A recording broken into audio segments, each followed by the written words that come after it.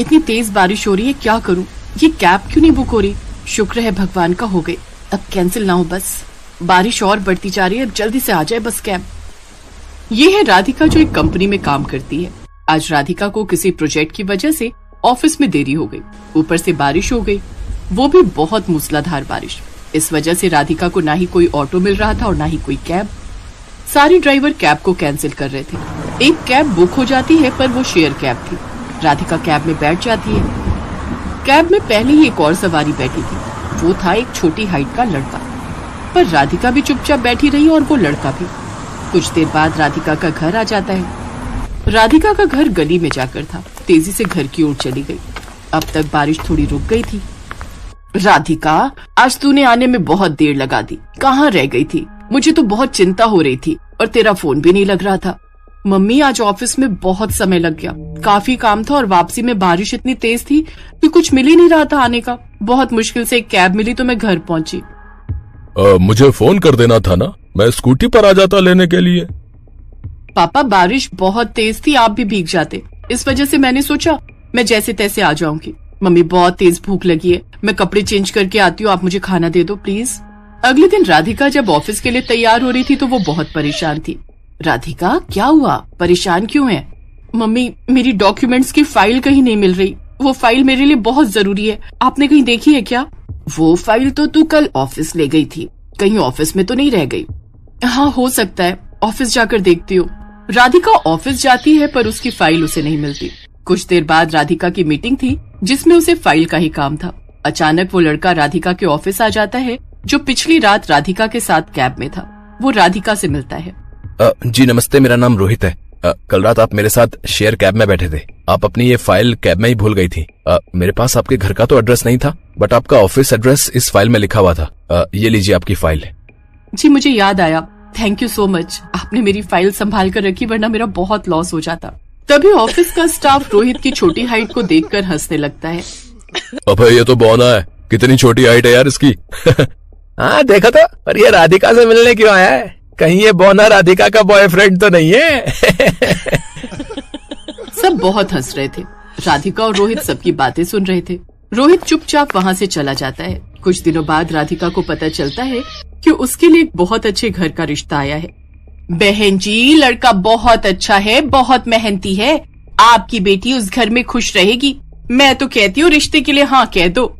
शांति जी, लड़के की हाइट बहुत छोटी है, हमारी राधिका के मुकाबले तो लड़का हाइट में छोटा रहेगा।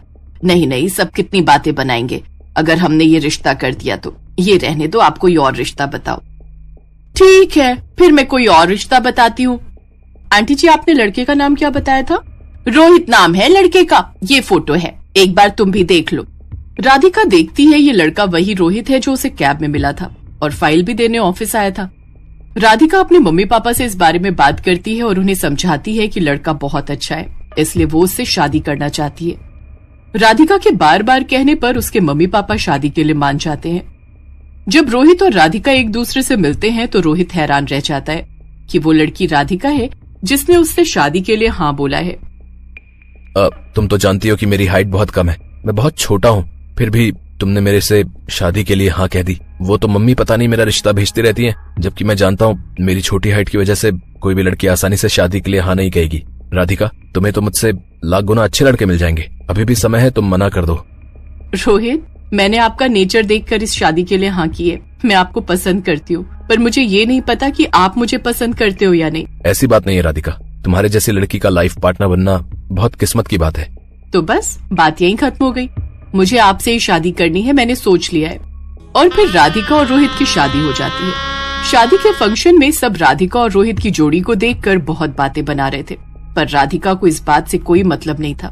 सुलोचना बहन जी, आपको अपनी राधिका के लिए इतना छोटा लड़का ही मिला था? राधिका तो देखने में सुंदर, लंबी, चौड़ी थी, इसके जैसे हाइट वाला लड़का ढूंढना था, ये क्या बौना सा ढूंढा है? अरे सुलोचना, वहाँ राधिका की सास तुम्हें बुला रही है, जयमाला का समय हो रहा है। जी मैं अभी आई, आप लोग कुछ लीजिए। राधिका के ऑफिस के भी फ्रेंड्स जब शादी में आए तो वो भी राधिका की चॉइस को देखकर बातें बनाने लगे। राधिका, ये तो वही है ना रोहित जो उस दिन तुम्हारी फाइल लेकर आया था? तुमने भी क्या लड़का पसंद कर लिया, इतना छोटा, कम से कम अपने बराबर की हाइट का तो चुनती। स्वीटी प्लीज, मैं चाहती हूँ तुम सब शादी में आए हो तो इस तरह की कोई बात मत करो। मैं तुम सबको अच्छा दोस्त मानती हूँ, इसलिए ऐसी बातें करके मेरे और अपने रिश्तों को खराब मत करो। और तुम सब खाना खाकर जाना। राधिका ने सबको चुप कर दिया। राधिका की शादी हो गई। उसने सबकी बातों को अनसुना कर दिया और शादी के बाद वो नई नवेली बहू बनकर रोहित के साथ गृह प्रवेश करती है। तुम्हारे आने से इस घर में कितनी रौनक आ गई है बहू। रोहित तुम्हारी बहुत तारीफ करता था। पता है उस दिन जब पहली बार तुम कैब में मिली थी तो उस दिन ये बारिश में बहुत भीग गया था। रात को ये सोया तो इसे तेज बुखार हो गया। डॉक्टर बोल रहे थे कि रेस्ट करना है, पर इसने कहा नहीं, ये फाइल जिनकी है उन्हें देना बहुत जरूरी है। तब से तुम्हें बहुत पसंद करता है रोहित, इसीलिए फिर मैंने इसे बिना बताए शांति बहन को तुम्हारे घर रिश्ते के लिए भेजा था। रोहित, आपको उस दिन बुखार था और आप मुझे तभी से पसंद करते हो। ये सब सुनकर मेरे मन में आपके लिए रिस्पेक्ट और बढ़ गई है। राधिका की आंखों में खुशी के आंसू आ जाते हैं, क्योंकि सचमुच रोहित बहुत अच्छे स्वभाव का था। कुछ दिनों की छुट्टियों के बाद राधिका एक बार फिर से ऑफिस ज्वाइन करती है। इधर रोहित ने भी अपने काम पर जाना शुरू कर दिया था। कुछ दिनों बाद राधिका के बॉस के बेटे का जन्मदिन था, इसलिए राधिका का बॉस सबको जन्मदिन की पार्टी में बुलाता है। अरे रोहित, आप अभी तक तैयार नहीं हुए? आपको मैंने बताया था ना मेरे बॉस मिस्टर शर्मा के बेटे का जन्मदिन है। राधिका मन नहीं है जाने का। पता नहीं सब अजीब सी बातें करते हैं। ऐसे क्यों बोल रहे हो? चलो ना, कुछ नहीं होगा। जब मैं आपके साथ हूँ तो आप टेंशन क्यों ले रहे हो? कोई कुछ नहीं कहेगा, और अगर किसी ने कुछ कहा तो मैं हूँ ना सबको संभालने के लिए। चलो अब आप जल्दी से तैयार हो जाओ। अब आप ये मत कहना कि मैं अकेले चली जाऊँ। मैं अकेली नहीं जाने वाली। रोहित बेटा, जब बहू कह रही है तो तुम्हें जाना चाहिए, और वैसे भी तुम दोनों की नई नई शादी हुई है। बहू अकेले जाएगी तो उसे खुद को अच्छा नहीं लगेगा। जाओ, जाकर तैयार हो जाओ। सबके कहने पर रोहित तैयार हो जाता है। राधिका रोहित के साथ बर्थडे पार्टी में पहुंचती है। वहाँ बॉस की बीवी रोहित का मजाक बनाने लगती है। अच्छा, तो तुम राधिका हो? तुम्हारी अभी नई नई शादी हुई है ना? ये मुझे बता रहे थे। राधिका, बुरा न मानो तो एक बात कहूँ। जी मैम, प्लीज बोलिए।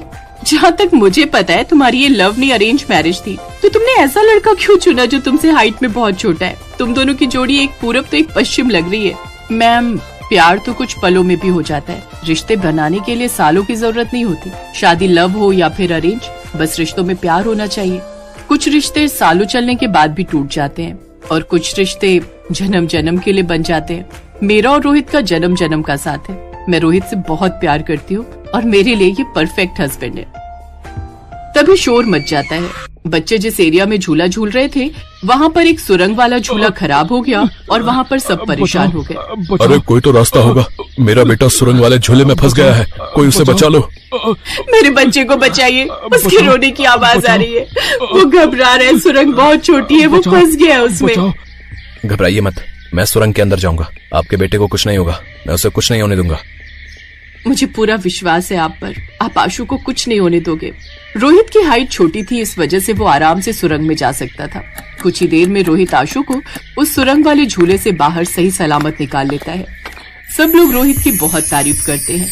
ये कहानी यही सीख देती है कि हमें जीवन में कभी भी किसी के शरीर की बनावट और रंग रूप का मजाक नहीं उड़ाना चाहिए, क्योंकि कमियां तो बहुत मिल जाएंगी पर अच्छाई बहुत कम देखने को मिलती है।